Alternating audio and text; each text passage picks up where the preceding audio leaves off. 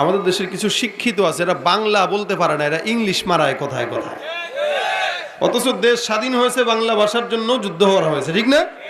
52তে ভাষার জন্য আন্দোলন হয়েছে, আর এরা ইংলিশ ছাড়া কথাই বলতে পারে না।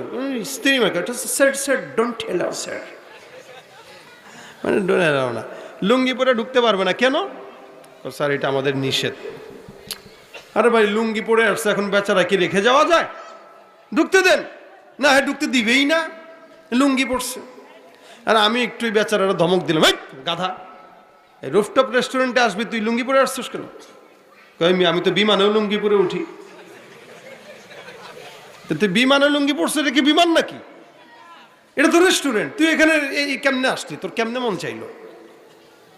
এখন কিছুক্ষণ দাঁড়ায় রয়েছি, বেচারারা ঢুকতেই দিবে না, আমরাও আর উপরে উঠতেছি না, তো একজনের রেখে যাওয়া যায় নাকি?